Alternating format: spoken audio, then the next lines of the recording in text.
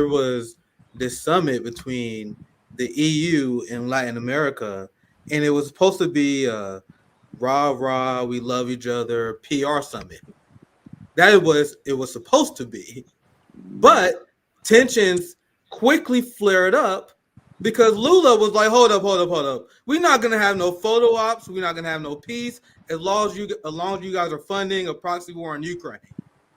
And there was other countries in Latin America that was like, hold up. We're not doing this. Let's talk about the Ukraine war.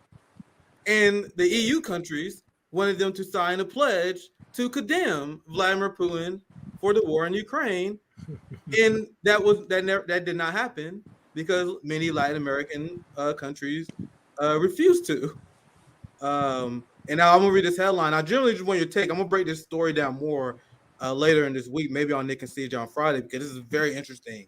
And this is the common theme that we talk about on RBN: the split between the quote unquote Western world order and pretty much the rest of the world, 80% of the population, like India and Africa and Latin America, who's not going along with the West. Here's the headline for the people who's not watching: why Latin America still won't condemn Putin's war in Ukraine.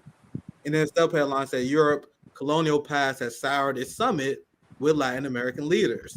One more headline just so you guys can really drive home: the incredible shrinking summit. The reunion between EU and Latin America turns into a blame game because many of these countries are like, why won't you guys condemn Putin? And they're like, why don't you condemn your countries for what you did to us? Exactly. We're gonna break this down more in detail maybe on Friday. It was very interesting. But just as someone, since you're running to be commander in chief, I want to get your reaction to this in general and what your plan to kind of combat this split between the global world order right now.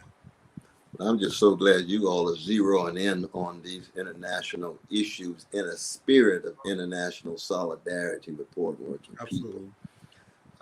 Because the levels of hypocrisy that's taking place. Do you know how many times the United States has invaded and occupied countries in Latin America under the Monroe Doctrine? Going back to the 1820s, all the way up to Grenada and Panama and so forth. Right now, they still got a vicious embargo on Cuba. Vicious embargo with the precious Cuban peoples going through hell and high water, driving 1959 cars. Now they listening to hip hop because they got connections with black culture and the contemporary mode. Yes, sir. 1959 cars and things. It's like, dang, they be listening to Bo Diddley or something. No, they keep it up with it. But that kind of vicious marginalization that has such a hurtful impact. And so Latin America, even the middling leaders, I mean, every Latin American leader is not a Lula now. You know, I mean, I've known Lula since 1984, and he founded the Workers' Party. When my book came out, Race Matters, Brazil was the first country to translate it into Portuguese. And I went down and did a series of lectures down there with Lula and company. So that, Lula represents a particular progressive strand of Latin American leadership. They all know that their countries have been the backyard of the American empire. Yeah. Same would be true in Africa. The African leaders. That's why when I talk about bringing Ukraine and the Russians to the bargaining table and the diplomatic table, the African leaders need to be there because they themselves also have their critique. Now, of course, they've got their own bourgeoisies. And they represent those African bourgeoisie. So I'm critical of them internally, but they're from the global South and they see the ugly hypocrisy of transatlantic societies, American empire, EU, and so forth. China would have to be there. China's got its own repressions and regimentations in the name of communism. We know they got more markets in China than you got white folk in the National Hockey League. But they still call themselves communists. Okay, you can call them communists if you want. It's so market-driven, we don't know what to do. But China still has a powerful critique of Western imperial foreign policy. We have to be able to do both at the same time. We got to be jazz-like. We got to be improvisational. We say, China, we know you're not treating your workers in the way you want, but China come back and say, what?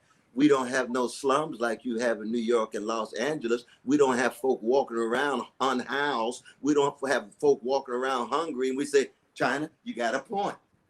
So we're critical of your repression, critical of so, but we learned something. They don't have no slum. They got 20 million people in Beijing.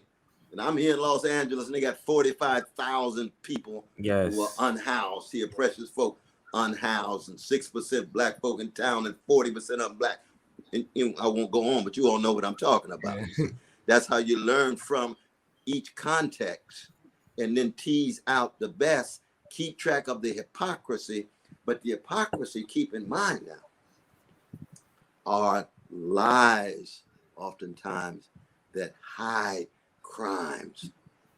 See, so hypocrisy is not just abstract. Mendacity and criminality are inseparable when it comes to public policy, when it comes to utterances of elites in nation states. And that's precisely, I think, what's going on with Global South context, precisely what's going on with the EU, Latin American exchange. But I'm going to be watching you when you all talk about that, because I love to see you all working. Yeah, there's a lot to break down there. It's interesting because it completely destroys the narrative that comes from the media. And you're going to hear this a lot more as the election get closer, where they say Biden has done this amazing job uniting the world against Putin. Like, that's not what happened. That's the exact opposite. He lost the support of so many close allies like India, and China and Russia got closer to each other. Giant economies like Brazil is getting closer to China because of this. So it is the exact opposite of what they say. That's why it's an important narrative for people who are anti-empire to constantly bring up.